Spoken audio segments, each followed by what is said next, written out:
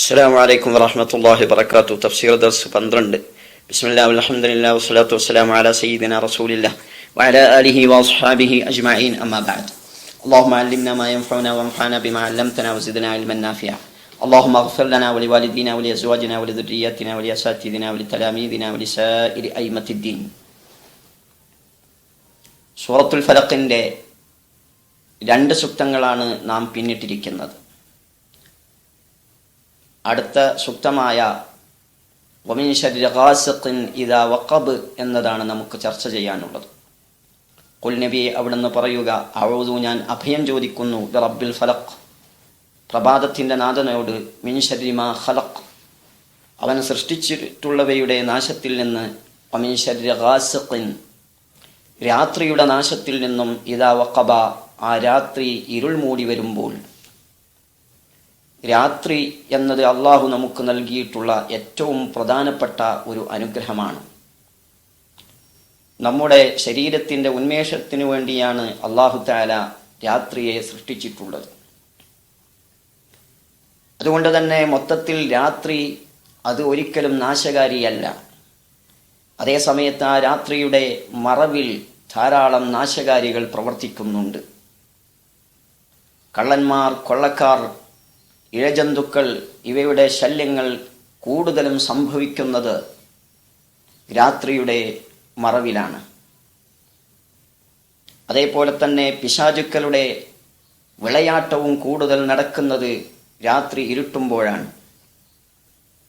അതുകൊണ്ട് തന്നെ രാത്രിയാവുന്നതോടുകൂടെ ആ ശല്യങ്ങളിൽ നിന്ന് രക്ഷപ്പെടാൻ വേണ്ടുന്ന മുൻകരുതലുകൾ സ്വീകരിക്കാൻ സയ്യിദുനാ മുഹമ്മദുർ റസൂലുള്ളാഹി സ്വല്ലല്ലാഹു അലൈഹി വസല്ലം നമ്മോട് നിർദ്ദേശിച്ചതായി കാണാൻ പറ്റും.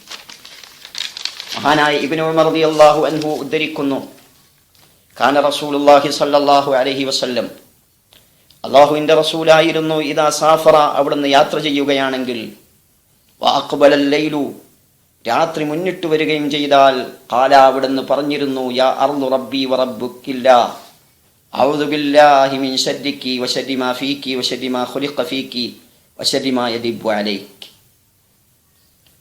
യാ അർളു ഭൂമി, റബ്ബി വറബ്ബിക്കില്ലാ എൻ്റെയും നിൻ്റെയും രക്ഷിതാവ് അള്ളാഹുവാണ്.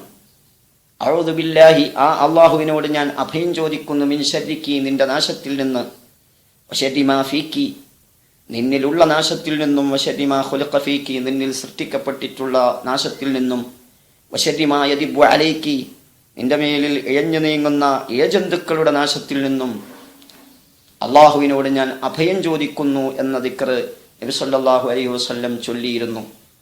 അപ്പോൾ രാത്രിയാകുമ്പോൾ തന്നെ നബി സല്ലല്ലാഹു അലൈഹി വസല്ലമ ആ രാത്രിയിൽ വരാവുന്ന നാശങ്ങളിൽ നിന്ന് അഭയം ചോദിച്ചതായി നമുക്ക് മനസ്സിലാക്കാം.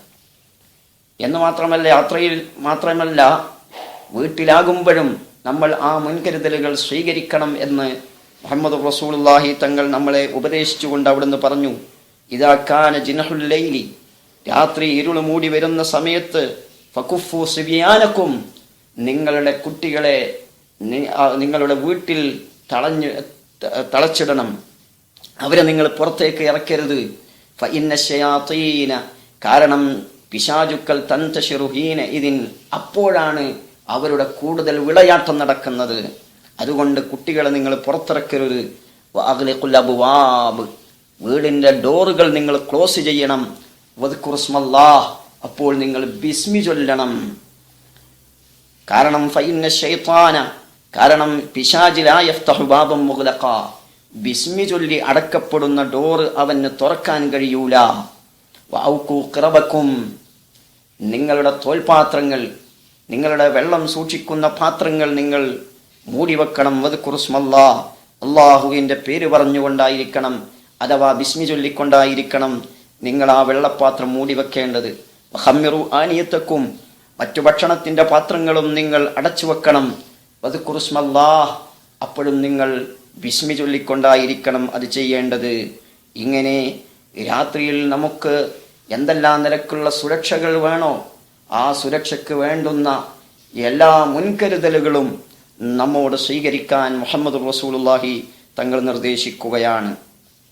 അമിൻ ശർരി ഗാസിഖിൻ ഇദാ വഖബ് രാത്രിയുടെ നാശത്തിൽ നിന്ന്, ആ രാത്രി ഇരുൾ മൂടി വരുമ്പോഴുണ്ടാകുന്ന നാശത്തിൽ നിന്ന് അള്ളാഹുവിനോട് ഞാൻ അഭയം ചോദിക്കുന്നു.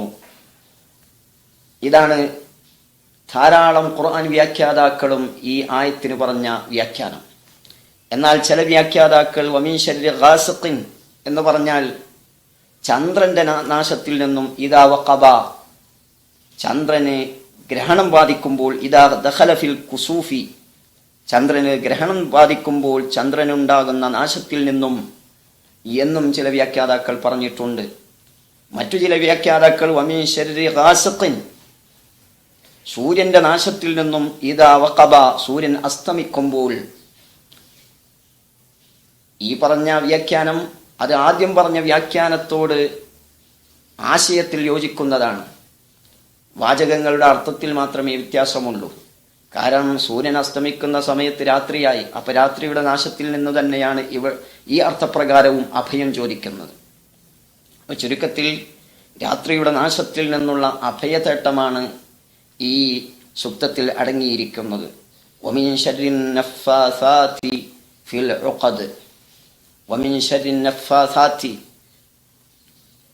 ഊതുന്ന ആളുകളുടെ നാശത്തിൽ നിന്ന്, ഫിൽ ഉഖദി കെട്ടുകളിൽ ഊതുന്ന ആളുകളുടെ നാശത്തിൽ നിന്നും ഞാൻ അള്ളാഹുവിനോട് അഭയം ചോദിക്കുന്നു.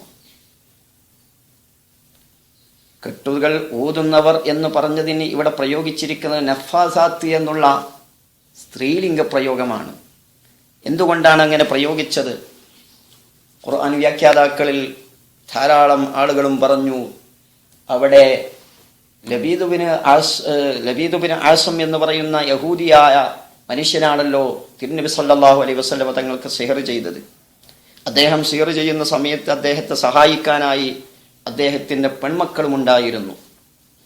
ആ പെൺമക്കളെ സൂചിപ്പിച്ചുകൊണ്ടാണ് നഫ്ഫാസാത്ത് ഊതുന്ന സ്ത്രീകൾ എന്ന് പ്രയോഗിച്ചിരിക്കുന്നത് എന്ന് ധാരാളം വ്യാഖ്യാതാക്കൾ അഭിപ്രായപ്പെടുന്നു. മറ്റു ചില വ്യാഖ്യാതാക്കൾ പറഞ്ഞു, നഫ്ഫാസാത്ത് എന്ന് പറഞ്ഞാൽ ഊതുന്ന വിഭാഗം എന്നാണ്. വിഭാഗം എന്നതിന് അറബിയിൽ സാധാരണ പ്രയോഗിക്കാറുള്ളത് ജമാഅത്ത് എന്നുള്ള വാചകമാണ്. ആ വാചകം അത് സ്ത്രീലിംഗമാണ്. ആ സ്ത്രീലിംഗമാകുന്ന ജമാഅത്ത് എന്ന അർത്ഥം അവിടെ വരുന്നത് കൊണ്ടാണ് നഫ്ഫാസാത്ത് എന്ന് സ്ത്രീലിംഗമായി പ്രയോഗിച്ചിട്ടുള്ളത് എന്നാണ് മറ്റു ചില ഖുർആൻ വ്യാഖ്യാതാക്കൾ അഭിപ്രായപ്പെടുന്നത്. ഏതായിരുന്നാലും മാരണപ്രവർത്തനം ചെയ്യാൻ വേണ്ടി കെട്ടുകളിൽ ഊതുന്ന ആളുകളാണ് ഇവിടെ ഉദ്ദേശ്യം എന്ന് വളരെ വ്യക്തം. അല്ലാതെ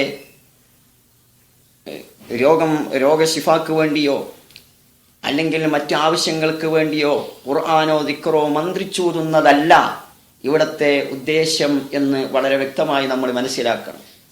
ചില ആളുകൾ ഖുർആനും ദിക്റും കൊണ്ട് മന്ത്രിക്കുന്നത് പോലും ഈ ഗണത്തിൽ പെടുത്തുകയും എന്നിട്ട് ആ ഖുർആൻ കൊണ്ടും ദിക്റ് കൊണ്ടും മന്ത്രിക്കുന്നത് ഇസ്ലാമിക വിരുദ്ധമാണെന്ന് ജനങ്ങളെ തെറ്റിദ്ധരിപ്പിക്കുകയും ചെയ്യുന്നവരുണ്ട്. അത് ഒരിക്കലും ശരിയല്ല. വളരെ വ്യക്തമായി എല്ലാ വ്യാഖ്യാതാക്കളും പറഞ്ഞിട്ടുള്ളതാണ്. അസ്സവാഹിർ സിഹർ ചെയ്യുന്ന ആളുകൾ അവർ കെട്ടുകളിൽ മന്ത്രിക്കലുണ്ട്. ആ മന്ത്രിക്കുന്ന സിഹർ ചെയ്യുന്ന ആളുകളുടെ നാശത്തിൽ നിന്ന് എന്ന് എല്ലാ ഖുർആൻ വ്യാഖ്യാതാക്കളും വിശദീകരിച്ചിട്ടുണ്ട്. അതേസമയത്ത് ഖുർആൻ കൊണ്ടും ദിക്റ് കൊണ്ടും മന്ത്രിക്കുക എന്നത് തിരുനബി സല്ലല്ലാഹു അലൈഹി വസല്ലമ തങ്ങളുടെ ചര്യയാണ് എന്ന് നമ്മൾ മനസ്സിലാക്കണം. പലപ്പോഴും പല സഹാബിമാരോടും നബി സല്ലല്ലാഹു അലൈഹി വസല്ലം ദിക്റ് കൊണ്ടും ഖുർആൻ കൊണ്ടും മന്ത്രിക്കാൻ കൽപ്പിക്കുകയും അവിടുന്ന് പ്രോത്സാഹനം നൽകുകയും ചെയ്തതായി ഹദീസുകളിൽ ധാരാളം കാണാം. എല്ലാം കൂടെ വിശദീകരിക്കുക നമുക്ക് സാധ്യമല്ല. ഒറ്റൊന്ന് മാത്രം പറയുന്നു. ആയിഷ ബീവി റളിയല്ലാഹു അൻഹ പറയുന്നു, ഇമാം മുസ്ലിം റഹ്മത്തുള്ളാഹി അലൈഹി അവിടുത്തെ സഹീഹിൽ ഉദ്ധരിക്കുന്നു, ഇദാ മരിള അഹദുൻ മിൻ അഹ്ലിഹി, മുത്തുനബി സല്ലല്ലാഹു അലൈഹി വസല്ലമ തങ്ങളുടെ കുടുംബങ്ങളിൽ ആരെങ്കിലും രോഗിയായാൽ നഫസ അലൈഹി, ആ രോഗിയുടെ മേലിൽ മുത്തുനബി സല്ലല്ലാഹു അലൈഹി വസല്ലം മന്ത്രിച്ചൂതാറുണ്ട്. ബിൽ മുഅവ്വിദാത്തി ഖുൽ ഹുവല്ലാഹു അഹദ്, ഖുൽ അഊദു ബിറബ്ബിൽ ഫലഖ്, ഖുൽ അഊദു ബിറബ്ബിൻ നാസ് എന്നീ സൂറത്തുകൾ ഓതി മുത്തുനബി സല്ലല്ലാഹു അലൈഹി വസല്ലം മന്ത്രിച്ചൂതാറുണ്ട്. അപ്പോൾ ഖുർആൻ കൊണ്ടും ദിക്റ് കൊണ്ടുമുള്ള മന്ത്രിച്ചൂത്ത് ഈ ഗണത്തിൽ പെടുന്നതല്ല ഇവിടെ ഉദ്ദേശിക്കപ്പെടുന്നത് സിഹർ ചെയ്യാൻ വേണ്ടി ഊതുന്നതാണ് എന്ന് വളരെ വ്യക്തമായി നമ്മൾ മനസ്സിലാക്കണമെന്ന് ഓർമ്മപ്പെടുത്തുന്നു. അല്ലാഹു തആല നല്ലത് മനസ്സിലാക്കാൻ നമുക്ക് തൗഫീഖ് നൽകുമാറാവട്ടെ. വആഖിറു ദഅവാന അൽഹംദുലില്ലാഹി റബ്ബിൽ ആലമീൻ. അസ്സലാമു അലൈക്കും വറഹ്മത്തുള്ളാഹി വബറകാതുഹു.